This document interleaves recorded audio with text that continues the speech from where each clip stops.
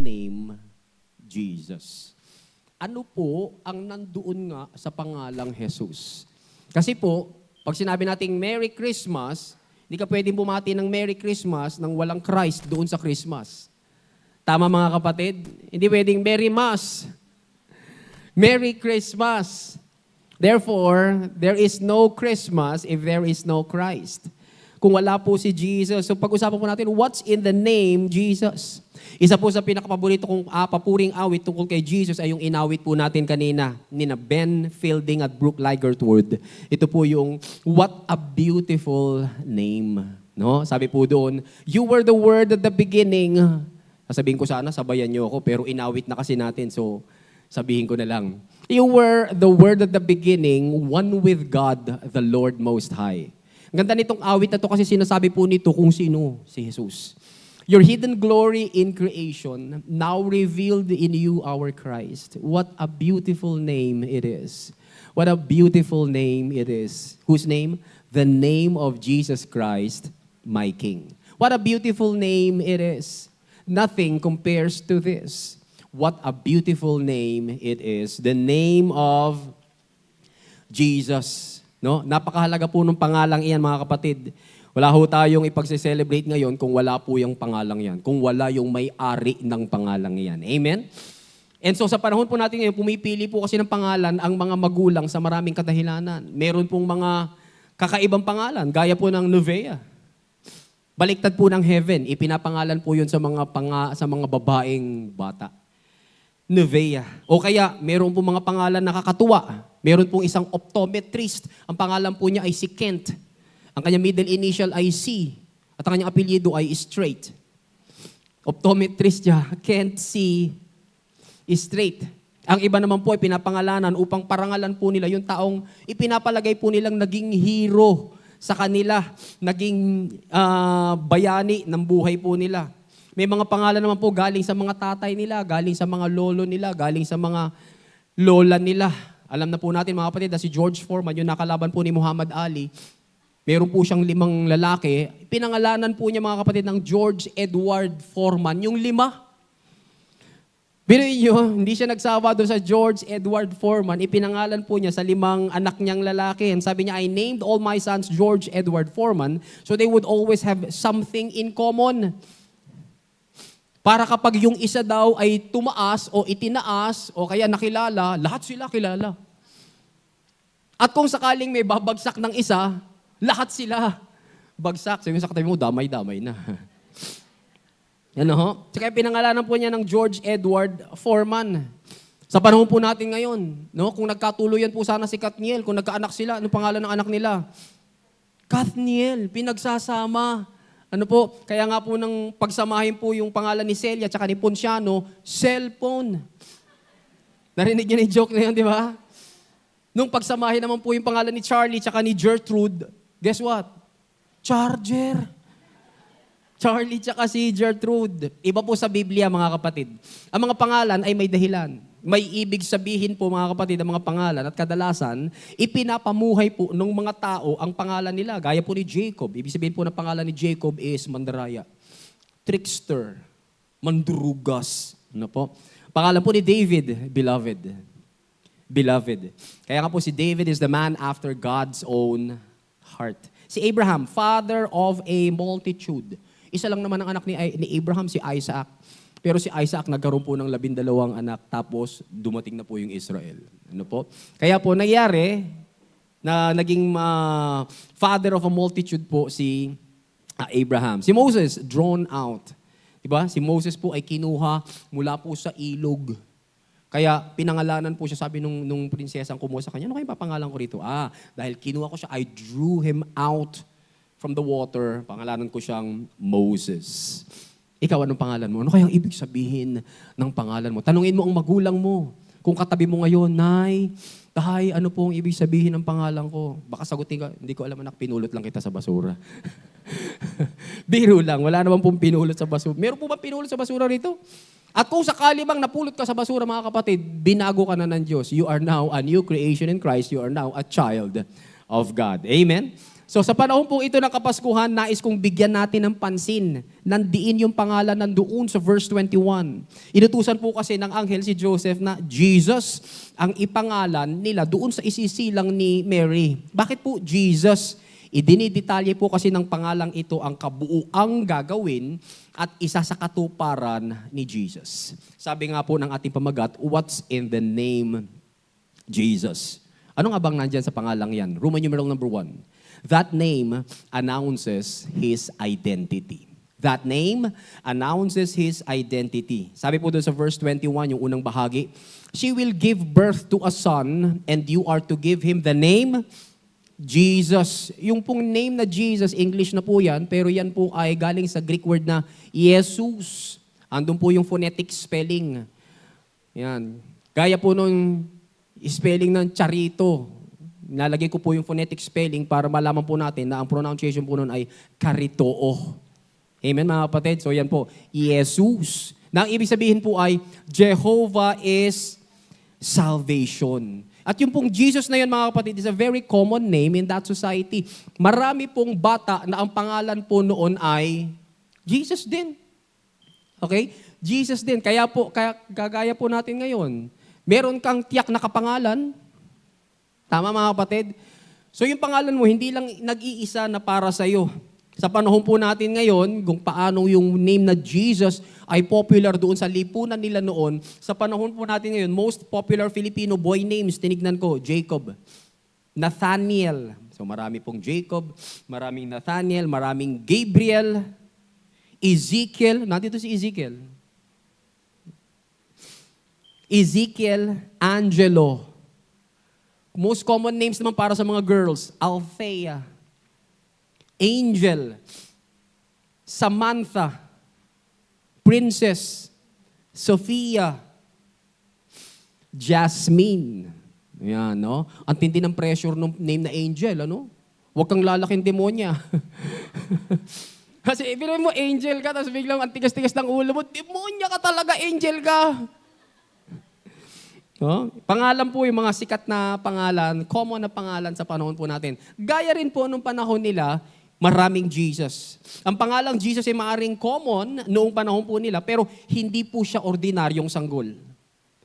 Gaya mo, normal din siyang ipinanganak, ngunit wala pong katulad ang paglilihi sa kanya. Kaya ka ipinaglihi, kaya ka ipinanganak kasi yung nanay mo mayroon pong kamate.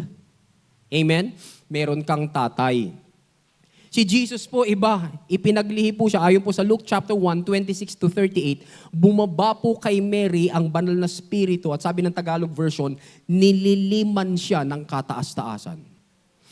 Nililiman siya ng kataas-taasan. Totoong sanggol si Jesus, pero siya po ay Diyos na nagkatawang tao. Napag-aralan na po natin to. John chapter 1 verse 1, in the beginning was the Word, and the Word was with God, and the Word was God. And the Word, sabi sa verse 14, became flesh. So God, the Word who is God, became flesh. So si Kristo po ay hindi lang tao, si Kristo ay hindi lang Diyos, si Kristo ay Diyos na nagkatawang tao. Sabi mo sa katabi mo, maging malinaw sa atin yon. So yun po yung talata natin, mga kapatid. So nang ipanganak po si Jesus sa Bethlehem, yun po yung personal na pagkaparito ng Diyos sa mundong ito para manirahan po siya kasama ang mga tao.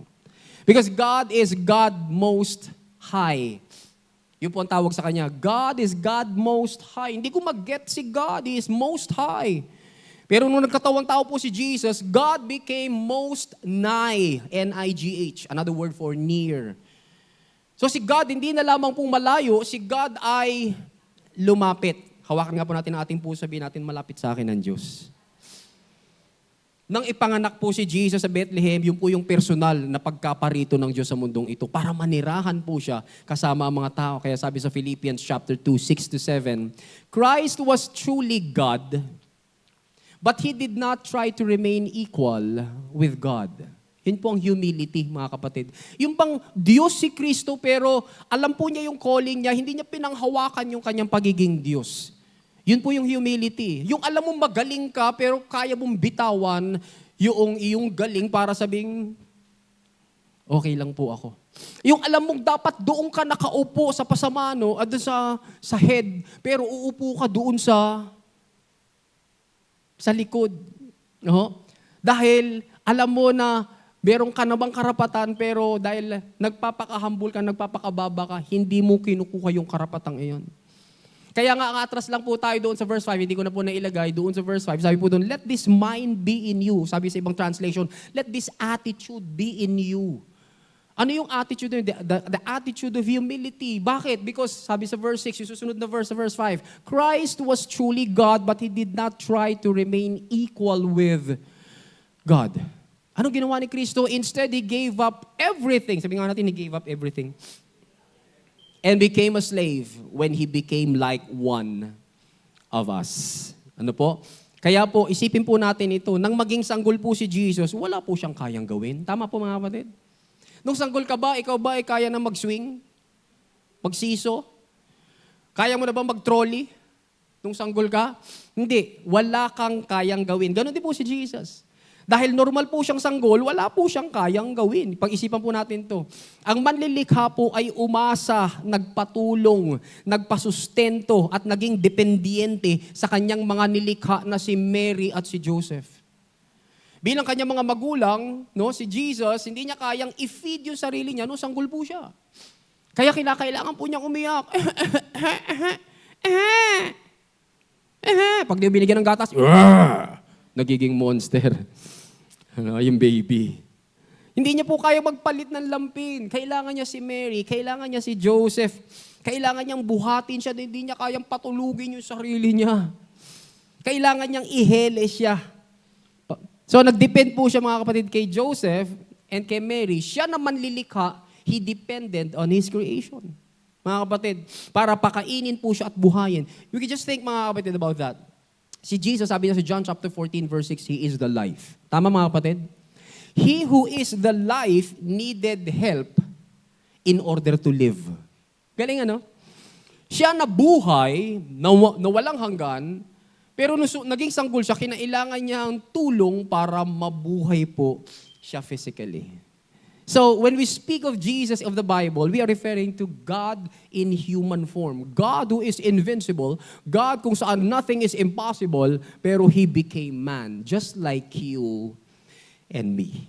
So, the name Jesus, mga kapatid, announces His intentions. What's in the name? That name, mga kapatid, announces His identity. At pangalawa, that name announces His intentions. Ano ba intention ni Jesus? Doon sa talata, balikan po natin. Papangalanan daw siyang Jesus because He will save His people from their sins. Sabi na po natin kanina, His name means Jehovah is salvation. Sinasabi po sa atin ng salitang salvation ang dahilan kung bakit pumarito po si Kristo, si Jesus sa mundong ito. He came to save His people from their sins. Ang ganda po ng word na salvation, mga kapatid. The word save is from the Greek word sodzo. Na ang ibig sabihin po ay to keep safe and sound.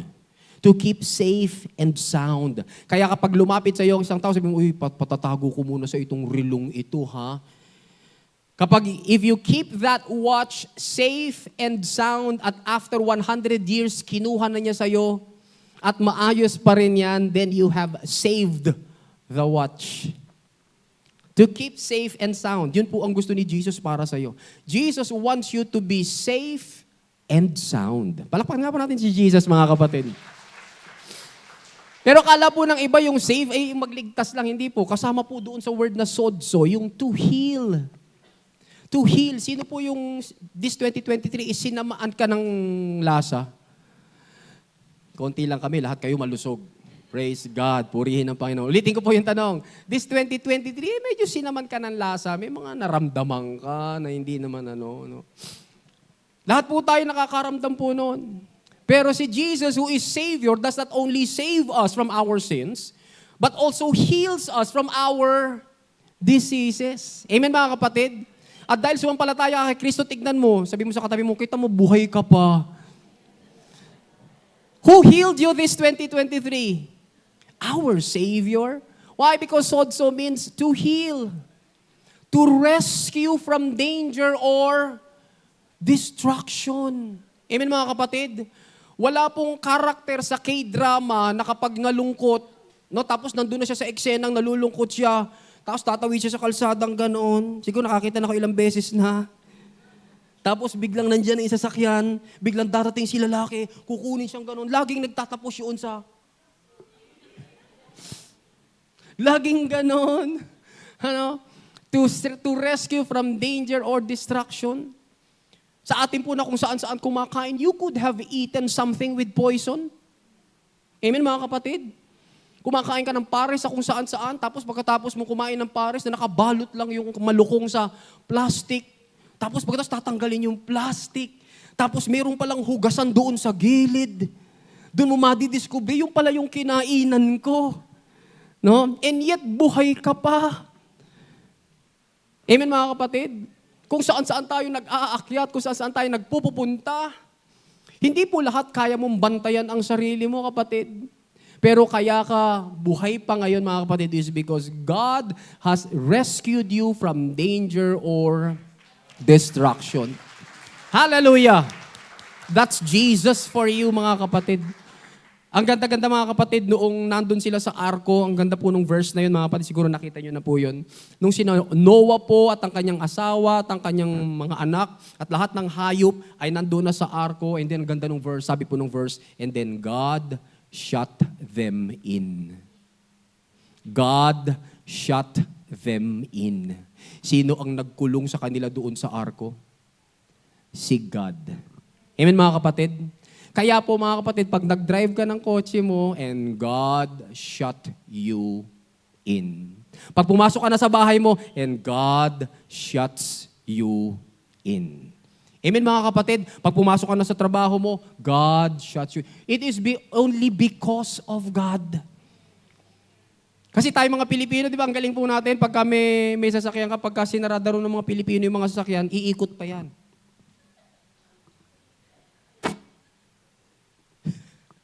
Ganun daw po yung mga Pilipino. Sa States daw po, sa abroad, pagka sinaranatak, alis na. Dito po sa atin, hindi. Iisa-isahin pa. Parang inaano po natin na, bago tayo malis ng bahay, nahugot nyo ba yung plancha? May mga nakasaksak pa ba? It is as if, okay naman magtanong tayo ng mga ganun, mga kapatid. Kasi nga, nais nating maging safe. Pero always remember, mga kapatid, your safety, mga kapatid, kung galing lang sa'yo, kulang. Salamat na lang, ikaw ay anak ng Diyos. Upang yung mga pagkukulang mo pagdating sa iyong safety na parang mapapahamak ka, nandun si God to sodso you. Amen mga kapatid? To sodso you. Hallelujah. So mga trabaho po natin, meron po tayo mga trabaho na parang in danger tayo, pero salamat na lang sa Panginoon, kasama natin ang Diyos. Pwede tayong mapahamak kung tayo lang mag-isa, pero salamat na lang, we have Jesus who saves us, not only from our sins, but from every danger and destruction. Hallelujah. Sa pangapong palakpak kay Jesus. Yan po yung sodso. Yun po yung intention ni Jesus to save us. Pero paano gagawin ni Jesus yon? Tingnan mo natin mula sa bibig mismo ni Jesus. Mark chapter 10 verse 45, sabi doon, "For even the Son of Man did not come to be served, but to serve and to give His life as a ransom for many." Paano isa sa katuparan ni Jesus yung intention niya na magligtas? To give His life as a ransom for many. Tinignan ko po ito sa ibang translation, sabi ng Common English Bible. To serve and to give His life to liberate many people. Sabi naman po ng isang translation, yung easy to read version, He came to serve others and to give His life to save many people.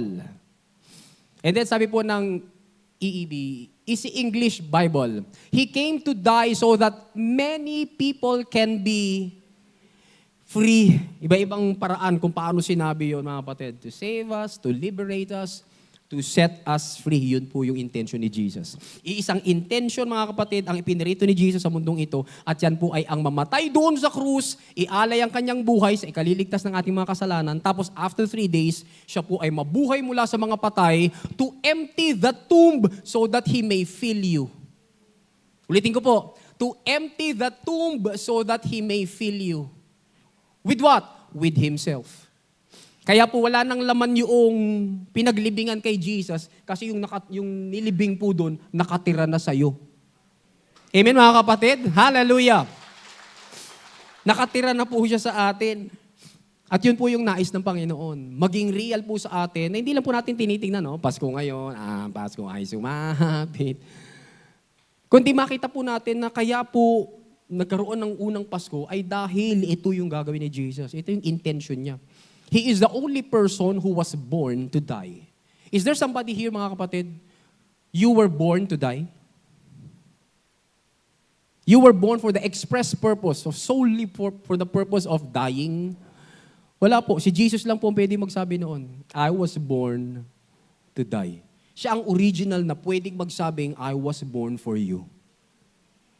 Ulitin ko po, baka hindi niyo nakuha.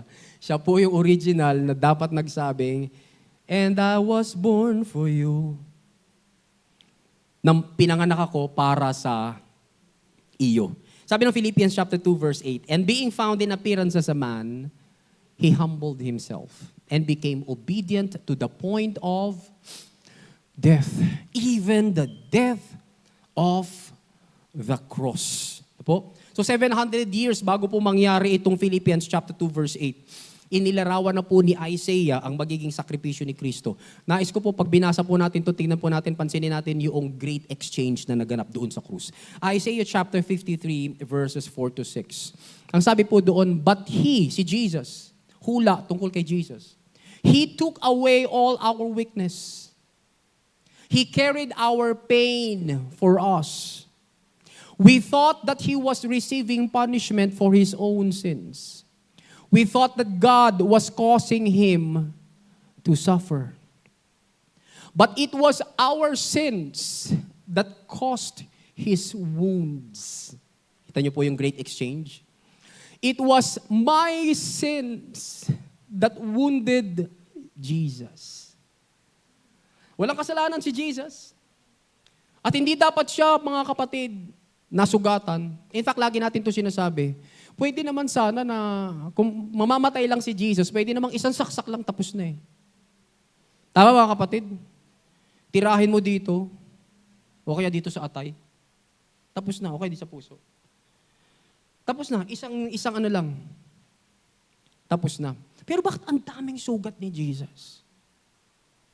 Ba't kinakailangang umabot pa doon sa, He was wounded mula ulo hanggang talampakan? Ay sabi doon, no? It was my sins that caused His wounds. Yung kasalanan po natin, ang naging dahilan kung bakit po siya nasugatan. Amen? So see your sins on the cross.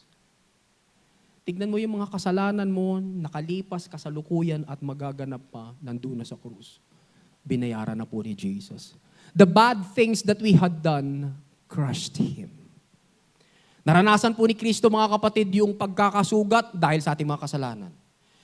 Naranasan po ni Kristo yung siya po ay dinurog, He was crushed. Why? Because of the bad things that we had done. Huwag mo nang imaginein ko ano yung mga bad things na ginawa mo. There is now no condemnation. But this is good news, mga kapatid, na anuman yung nagawa natin, anuman, mga kapatid, yung paglilingunin natin, mga kapatid, nandidiri po tayo. Kung lilingunin man natin, mga kapatid, parang pipiliin na lang nating itago at huwag nang maikalat dahil nakakahiya. Sabi po doon, mga kapatid, the bad things that we had done crushed Him. And because of those, the punishment that He received, tumanggap po siya ng parusa, this is the great exchange, has brought peace to us. Tanong, mga kapatid, naparusahan na po ba si Kristo? Ano meron ka ngayon? Sabi mo sa katabi mo, enjoy the peace of Jesus. Amen? Kung naparusahan na po si Kristo, kung tumanggap na po siya ng parusa, it means yung pangalawang bahagi ng verse nangyayari sa iyo ngayon. Amen? At kung tinatanggap mo yung katotohanan na naparusahan na siya, edi tanggapin mo rin yung katotohanan na dahil naparusahan na po siya, you are now receiving His peace. Sabihin nga natin, Lord, I receive your peace. Now let us offer each other the sign of peace. Peace be with you. Peace be with you. Sige po mga kapatid, peace be with you. Para makainom muna ako. Peace be with you. Amen mga kapatid? Alam niyo bakit peace be with you? Because peace is with you. Jesus is the Prince of Peace. We can only enjoy peace with God if we have God who is the God of peace in us. Nandito na siya eh. So enjoy po natin ngayong Kapaskuhan mga kapatid, yung kapayapaan ng Panginoon. Tuloy po natin, sabi doon, the wounds that He received have made us well. Meron ka bang sakit? Meron ka bang karamdaman? Tanggapin mo ngayon yung kagalingan mo kapatid. Bakit? Sapagkat naipako na po si Kristo. Bakit? Sapagkat nasugatan na po si Kristo. Sabihin mo kay Satanas, wala kang karapatan Satanas na ako'y bigyan pa ng sakit sapagkat binayaran na ng aking Panginoon, ng aking tagapagligtas ang aking sakit at karamdaman. Hallelujah. Yun po ang sabi po ng talata.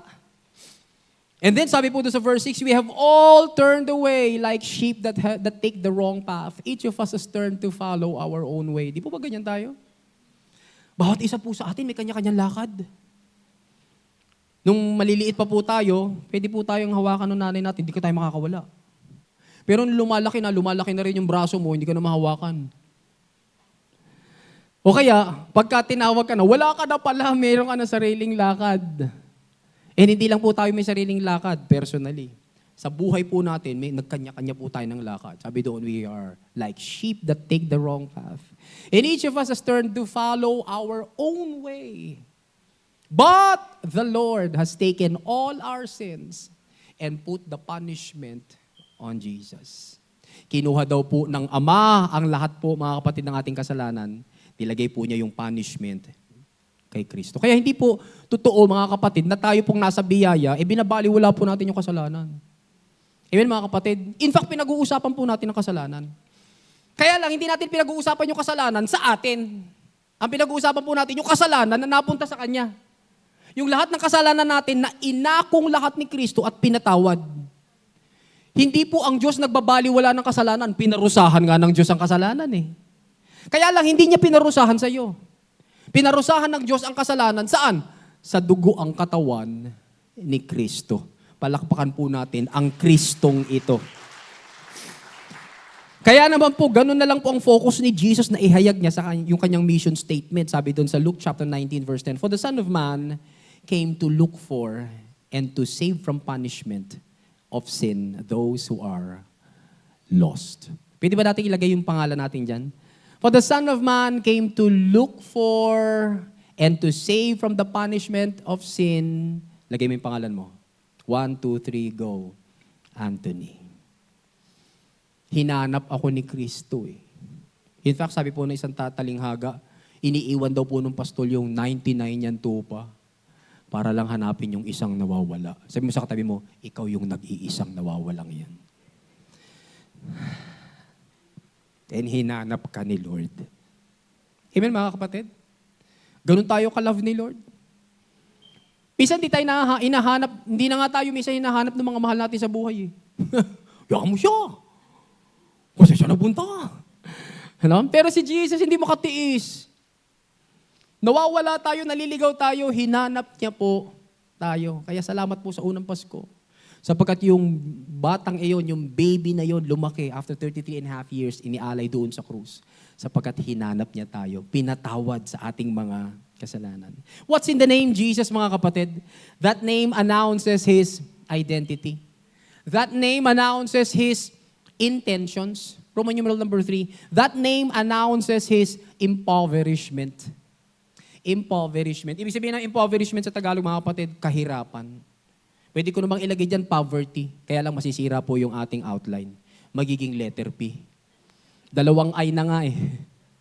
So, His identity, His intentions, His impoverishment, His poverty, ini-announce ng pangalang Jesus na yun. Ang pangalang Jesus mo, mga kapatid, ay human name ng ating Panginoon. Binigyan po siya ng maraming pangalan sa Biblia, ngunit ang pangalang Jesus ang nagpapakilala po sa Kanya sa mga taong nais niyang iligtas. Now, isipin po natin ito, mga kapatid, nang pumarito po si Jesus, who is the Lord of glory sa mundong ito, hindi po siya dumating dito bilang isang hari. Hindi po siya dumating dito, mga kapatid, bilang king, kundi bilang isang alipin. Hindi po siya ipinanganak sa isang palasyo, kundi sa sabsaban. The name Jesus is a name associated with poverty.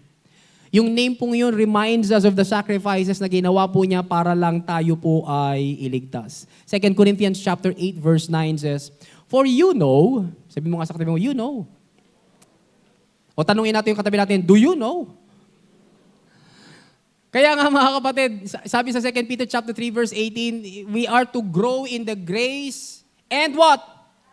Knowledge of our Lord and Savior Jesus Christ. Ang buhay Kristiyano is all about growing in grace and in knowledge. Because the more you know about what Jesus did, the more you know about what God, our gracious God, did for you, mas nalalakaran mo yung mga katotohanan ito. Sabi ni Pablo doon sa mga taga-Korinto, you know. Amen? So alamin natin, you know the grace of our Lord Jesus Christ, that though He was rich, yet for your sake, He became poor. Tanong, why did Jesus become poor? Kaninong sake?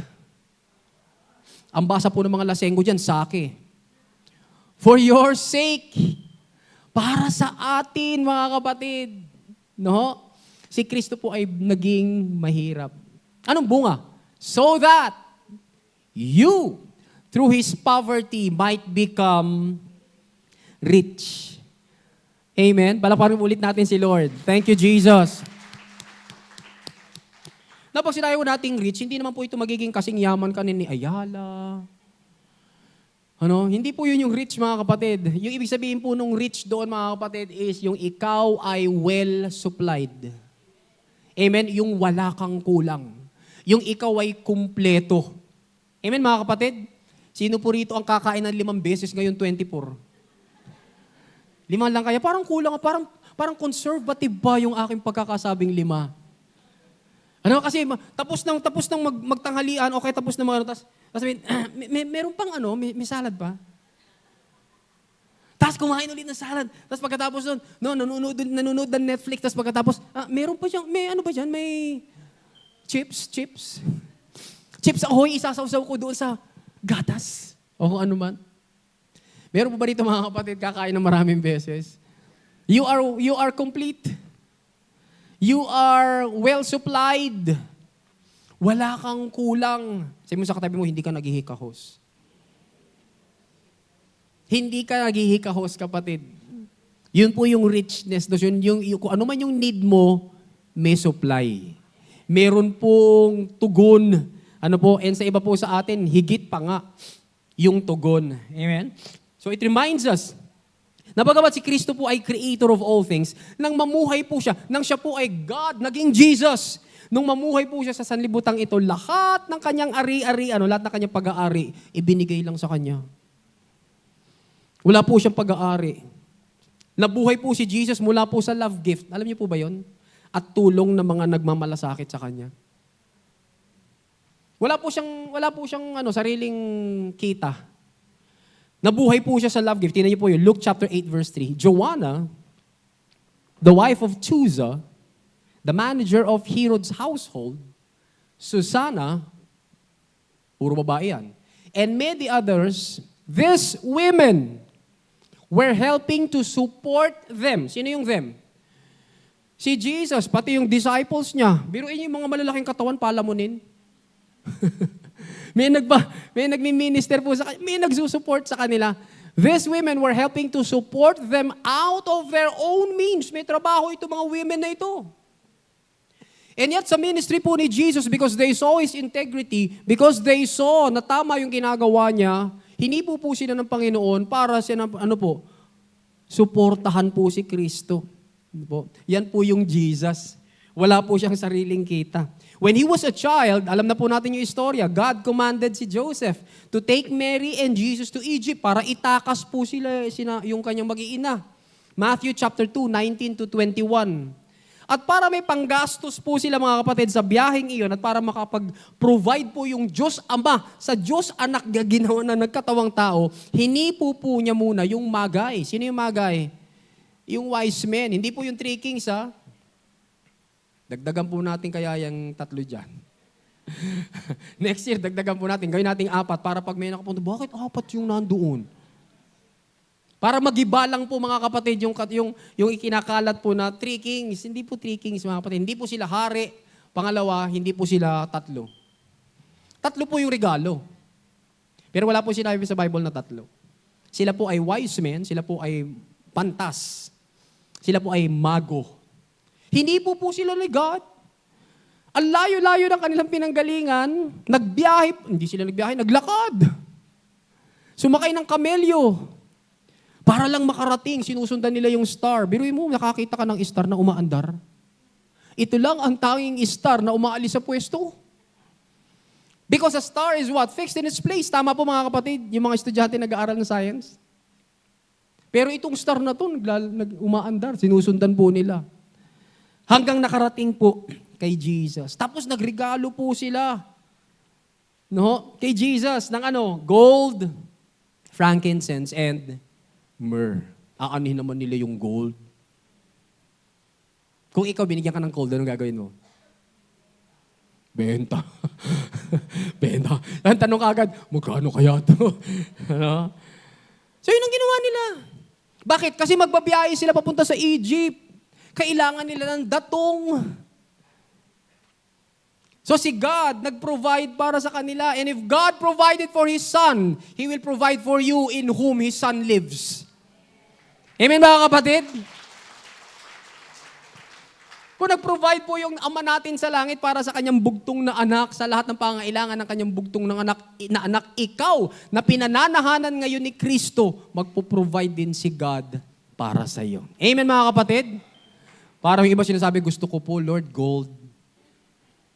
Walang pumipili ng frankincense tsaka ng myrrh, gold. Balik po tayo. Para makapagbayad po si Jesus ng buwis, wala po siyang pambayad. Kumuha po siya ng pera mula doon sa bibig ng isang isda. Sabi po mga kapatid sa Matthew 17:27, "But so that you may not cause offense, go to the lake," kausap niya si Pedro, "and throw out your line. Take the first fish you catch. Open its mouth and you will find a 4 drachma coin. Take it and give it to them for my tax," Jesus' tax, "and yours," Peter's tax. Damay pa. Na-bless pati si Pedro. Amen mga kapatid? Yun ang maganda mga kapatid kapag ikaw associated ka kay Jesus. Peter was associated with Jesus. And so nung si Jesus po mga kapatid ay napagpala, dahil po doon sa 4 drachma coin, na-bless din ba si Pedro? Are you associated with Jesus? Nakadugtong ka ba kay Kristo? Hallelujah! Therefore, lahat ng kay Kristo sa'yo. Kaya nga ang tawag ng Biblia sa atin, we are co-heirs with Christ in God. Ikaw ay kasamang tagapagmana ni Kristo. Mabuting balita ba ito pinag-aaralan natin o masamang balita? Mabuting balita, kaya nga ang sarap mag-aral eh. When He died, the only possession He had was an expensive garment. At itong expensive garment na ito mga kapatid, pinagsugalan pa nga ng mga sundalo. Tingnan niyo po sa John chapter 19:23-24. Hindi na po natin isinulat. Wala pong duda na yung pinagsugalan po nila na yon, na undergarment ni Jesus, baka blessing din sa kanya ng isang supporter. Ng isang nagsusupport sa kanya, ng isang may kaya na supporter. Kasi nasilaw po yung mga sundalo. Ang ganda nito. Walang pinagdugtungan.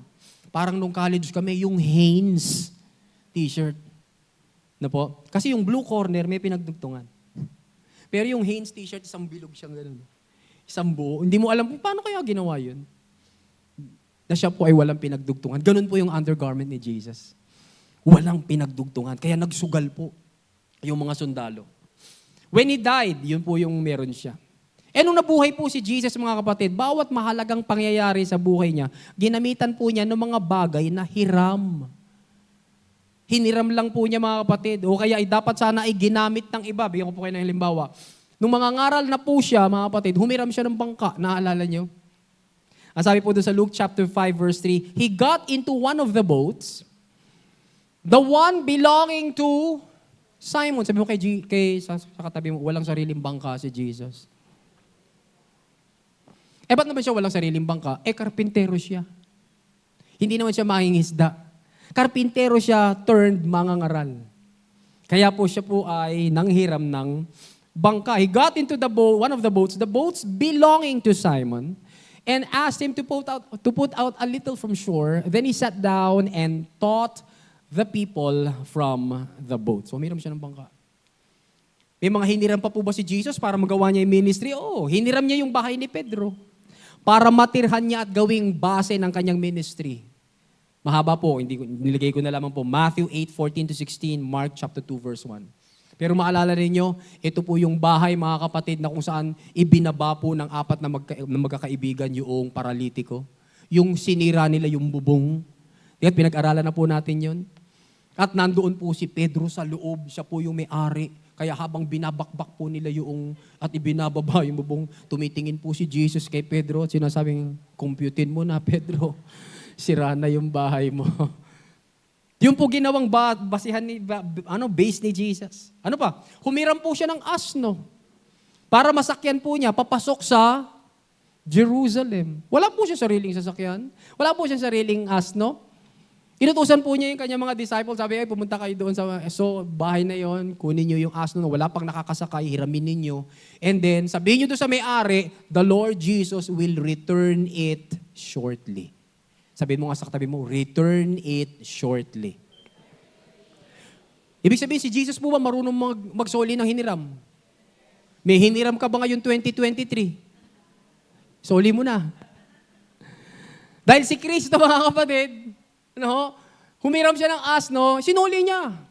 Pagkatapos niyang gamitin, the Lord Jesus, the Lord will return it shortly. So pag may nahihiram po tayo, hiniram ko muna yung 20 doon sa tukador mo ha.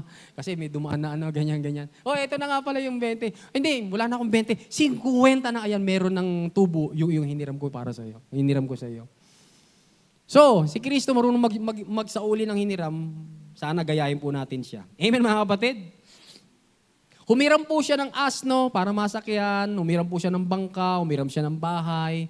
Humiram siya ng isang silid para makapag-celebrate ng Passover with the disciples. Humiram din siya. Sabi sa Mark chapter 14, 13-17.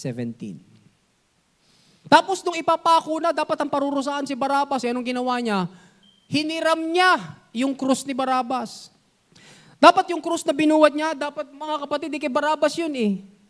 Tingnan niyo po ang sabi doon sa Matthew 27:26. Then he released Barabbas to them. Si Pilato to. Si Pilate released Barabbas to them, but he had Jesus flogged and handed him over to be crucified. Kaninong krus dapat, mga kapatid, yung pinagpakuan ni Kristo? Kay Barabbas, mga kapatid. In fact, parang mababaw na salita yung hiniram. Inagaw ni Kristo. Amen, mga kapatid? Bakit niya inagaw? Bakit niya kinuha? Sapagkat maging si Barabbas na kriminal ay gusto ring iligtas ni Kristo. Amen, mga kapatid? May kausap ba ako rito? Parang nandun na kayo. Nagluluto na yata kayo ng spaghetti. Huwag naman. Kaya naman 2 oras lang. Amen, mga kapatid? Ikaw ba, mga kapatid, mas kriminal ka pa kay Barabbas? Ha? Sino pinatay mo lately? Ha? Ano? Lamok. Lamok, ipis, langaw. Kung wala kang pinatay lately, hindi mas kriminal sa'yo si Barabbas. Pero si Barabbas, inagawan ni Kristo ng krus sapagkat gusto ni Kristo na iligtas si Barabbas. Saan ako pupunta? Kung gusto ni Kristo iligtas ang kriminal na ito na si Barabbas, mas lalo namang andali niyang iligtas ka. Mas gusto niyang iligtas ka din. Amen, mga kapatid?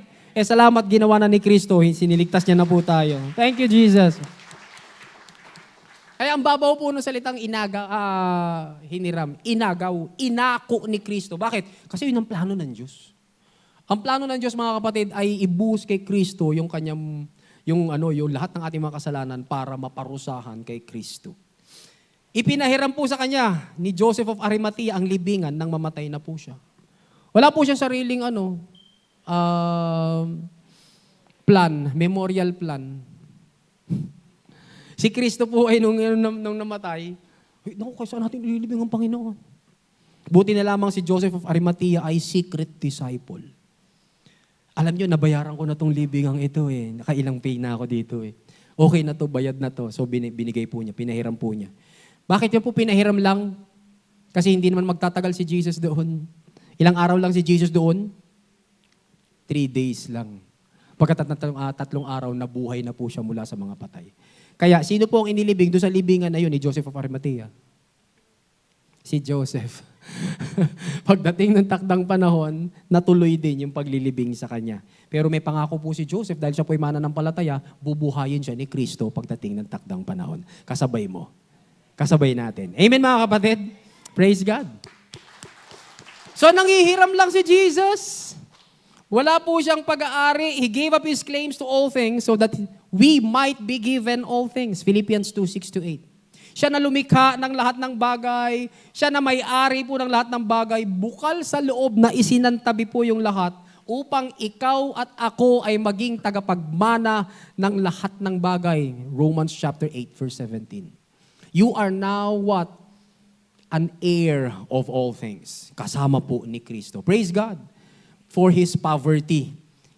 Sapagkat sa pamagitan po ng poverty ni Jesus, tayo po ay ginawang rich. Sabi mo sa katabi mo, Merry Christmas. Amen? Kaya may bala po yung Merry Christmas natin. Hindi po yung Merry Christmas ang akin. Ano naman? Hindi mga kapatid. Pag bumanat po tayo ng Merry Christmas is because we know that Christmas is truly merry. Amen mga kapatid? Na ang Pasko ay sadyang masaya, na ang Pasko ay punong-puno talaga ng kagalakan dahil may tagapagligtas ako. Alam po ni Jesus yung maging mahirap eh. Kaya naman, ito na yung application, nauunawaan ni Jesus ang kahirapan natin. Amen? Sabi po sa Matthew 8:20, Jesus replied, "Wild animals and birds have their own places to live. But I, the Son of Man, have no place of my own to lie down and rest." Buti ka pa nga, ang ganda ng iyong unan eh. May mga nabibili pa nga po ngayon ng unan, yung mga iba-iba ng hugis. Di po ba yung parang to support the neck, para pag nakatihaya ka. Ang ganda ng unan natin. Talo natin si Jesus eh. Sabi po doon, wala daw po siyang mahigaan to lie down and rest. Kaya kapag dumadaan ka sa paghihirap, mga kapatid, pagka nabanggit mo, ang hirap naman nito. Kung ano man yan. Ang hirap naman nito. Tandaan mo kapatid, nauunawaan ni Kristo yung kahirapan mo. Amen mga kapatid? At dahil naunawaan ni Kristo yung kahirapan mo, huwag kang lalayo sa Kanya. Pag nahirapan ka, lapit ka sa Kanya. Sabi mo, Lord, nahirapan po ako. Lord, nahirapan po ako. Sapagkat sasabihin niya, liga. Naunawaan ko yung kahirapan mo. Dumaan ako dyan. Kaya naman mga kapatid, nauunawaan ni Jesus ang kapaguran natin. Amen? Napapagod ka ba? Napagod si Jesus. Sabi sa Jacob's well was there, John 4:6. People was tired. Jesus was tired from His journey. So He what? Sat down at the well. Sabi mo sa katabi mo, it's all right to rest. Mga kapatid, huwag masyadong mapapagod. We have only one life. Pagka medyo napagod, rest. Pag kinakailangan humiga. Huwag ka magigilty, kapatid. Amen? Kapag hinihingal ka, umupo. Hindi yung nakaupo, habang nakaupo, nagpapahinga. Ano nga yung susunod kong gagawin? Savor it. Kahit 5 minutes lang. Catch your breath. Magpahinga. At habang nagpapahinga, sabihin mo, thank you Lord, nauunawaan mo ang pagod ko. Why? Jesus was tired from His journey. He sat down. It's all right to sit down. Kaya naman, nauunawaan ni Jesus ang kagutuman natin. Amen, mga kapatid? Walang gutom. Praise God. Sabi po doon, Matthew chapter 4, verse 2, sabi doon, after He had gone without food for 40 days and 40 nights, He became hungry. Bakit naman po nagutom si Jesus? Nag-fasting po siya kasi. Bili mong 40 days and 40 nights, hindi siya kumain. Uminom siya. Hindi naman kasi sinabi dyan na he was thirsty. Maring uminom po siya. No? So He became hungry. So ikaw ba kapatid, nagugutom ka? Nagugutom ka na ba? Amen? Isa-isa lang po tayo sa communion. Huwag mong kukuha ng 3. May mga nagpapatotoo. Ang sarap po ng biskuit na binibili. Masarap. Tas bagay na bagay po doon sa... Nakakatawid ng gutom eh. Nagugutom ka ba? O kaya baka hindi ka naman physically nagugutom, may kinagugutuman ka. Na iba, nagugutom ka ba sa attention? Pansin na pansin ka ni Kristo. Amen mga kapatid, nagugutom ka ba sa love? Love na love ka ni Kristo, accept na accept ka ni Kristo. Nagugutom ka ba sa kung ano man? No, nandoon, na kay Kristo. Bakit? Sapagkat nauunawa ni Kristo ang ating kagutuman. Kaya naman, next, nauunawa ni Jesus kung tayo man ay itanggi at hindi tanggapin. Meron na po ba rin sa atin, mga kapatid, na out of place ka? No? Dahil ikaw ay hindi kasama doon sa kanilang ekonomiya, level ng ekonomiya. O kaya, hindi mo kasi abot yung kanilang mga pinag-aralan, kaya hindi ka makalapit sa kanila, na out of place ka. O kaya may nilalapitan ka pero dahil ikaw ay hindi niya ka-level, hindi na ibigay sa iyo yung tulong na sana hinihingi mo. Naitanggi ka, hindi ka tinanggap. Kasi Kristo ganun din. Sabi sa John 1:11, He came to that which belonged to Him, to His own, to His domain, mula po sa Amplified Classic, to His creation, to things, to the world. And they who were His own did not receive Him and did not welcome Him. Kakalungkot yun mga kapatid, no? Ang pinarituhan ni Kristo, Kanya. Yung mga nilikha niya, siya ang may-ari doon sa mga pinarituhan niya, pero yung mga pinarituhan niya, nireject po siya. Okay lang may reject minsan sa atin mga kapatid kapag galit sa'yo. Galit naman talaga sa akin yan. Okay lang, kahit na didil ko na lang yun. Pero yung alam mo na dapat supposed to be mahal ka niyan, dapat supposed to be tinatanggap ka niyan, pero na-reject ka. Ganun po nangyari kay Kristo. Kaya mga kapatid, this 2024, no? Kung ikaw man ay i-reject, kung ikaw man ay isang tabi, kung ikaw man ay hindi pakinggan, kung ikaw man ay baliwalain, tandaan mo kapatid, there is somebody who died for you and who accepts you for who you are and accepts you no matter what. Regardless, mga kapatid, of your performance or non-performance, tinatanggap ka ng Kristong ito. Talo ni Kristo ang asawa mo. Talo ni Kristo ang boyfriend mo. Talo ni Kristo ang girlfriend mo. Talo ni Kristo ang pinakamalapit na tao sa buhay mo. Pagdating lang sa pagtanggap at pag-akap sa iyo. Kaya naman, nauunawaan po ni Jesus ang kalungkutan natin. Mark chapter 14 verse 50, sabi po doon, Then everyone deserted Him and fled. Nung hinuli na po si Jesus, naglayasan na po yung lahat ng kanyang mga disipulo. Umalis po ang lahat ng mga alagad. Sabi po ni Jesus, naiwan po siyang mag-isa. So, if somebody deserts you, Jesus Christ will never desert you. If somebody puts you down, drops you, Jesus will always lift you up. If man will disappoint you, Jesus will always be devoted to you. If man is faithless to you or unfaithful to you, Jesus will always be faithful to you. Amen mga kapatid? Kaya this 2024 na dadating, no, kung meron mang darating na mga kalungkutan, tandaan natin na uunawaan tayo ng Panginoon. Laging takbo lang po tayo kay Kristo. Kaya naman nauunawaan ni Jesus ang mga tukso natin.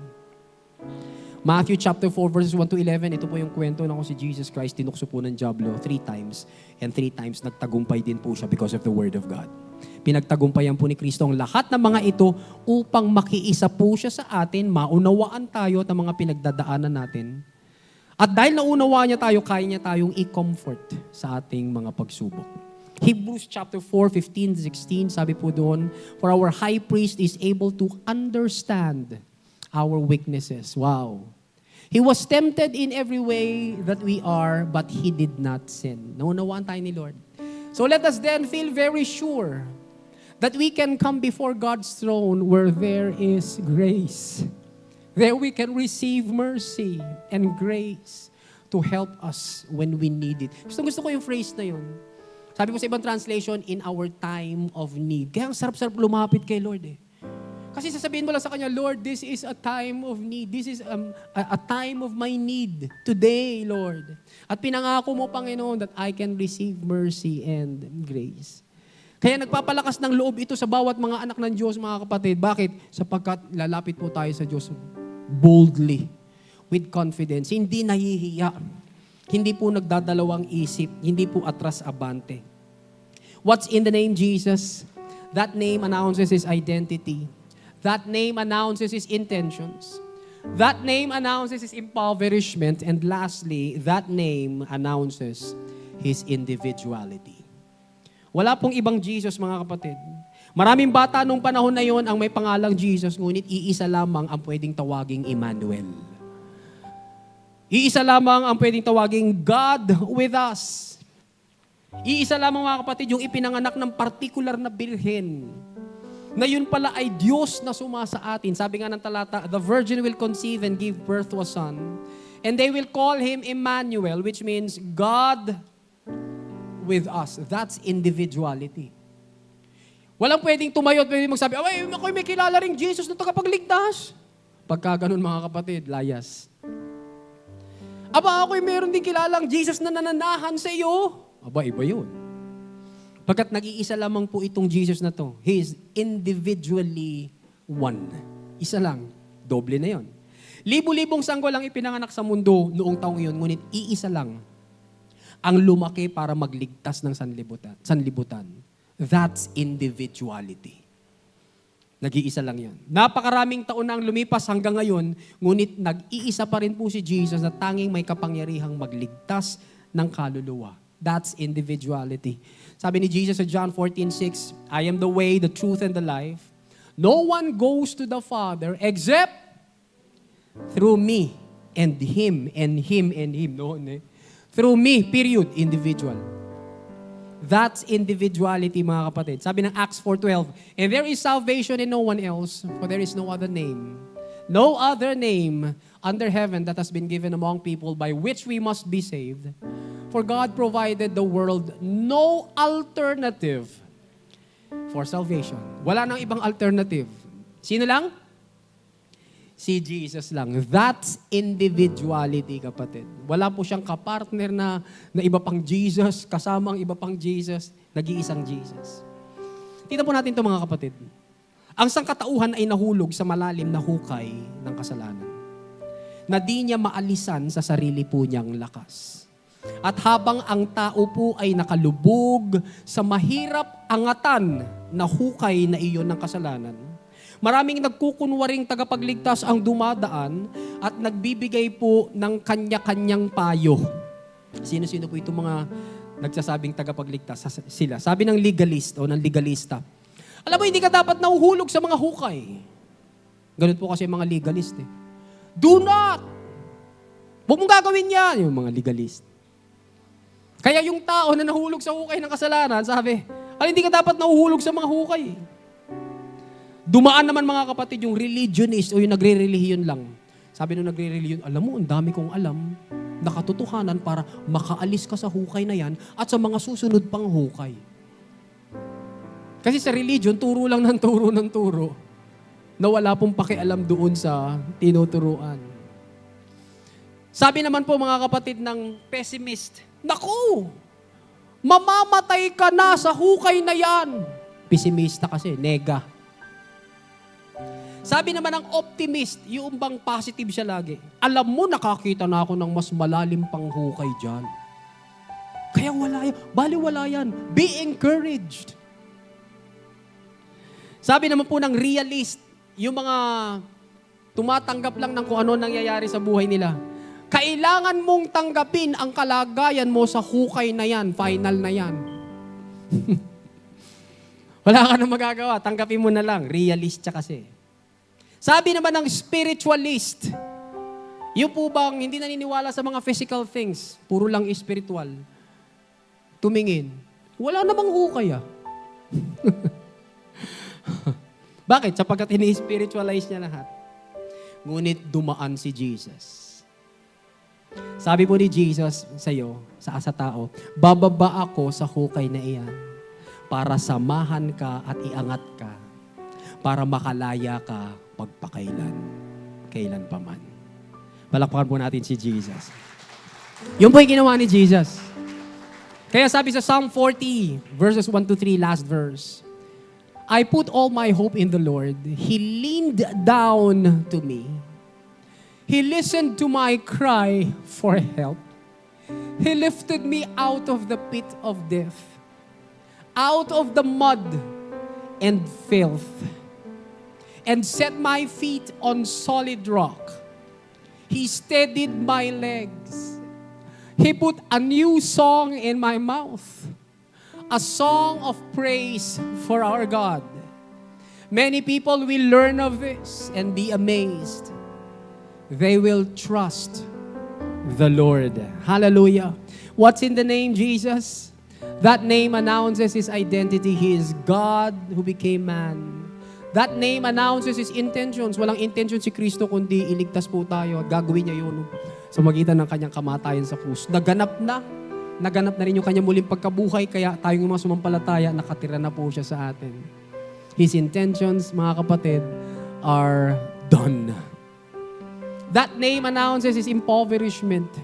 Naging mahirap po si Kristo para maunawaan po niya ang lahat at samut-sari, mga kapatid, na feelings po natin ng kahirapan. Problema, kapaguran, pagdududa, pagdadalawang isip. Dinaanan po lahat ni Kristo, hindi siya nagkasala, so that maintindihan niya po tayo at ma-comfort habang dumadaan po tayo doon. That name announces His individuality. Wala na pong ibang Jesus. Kaya nga po, Jesus period na. Nag-iisang Jesus.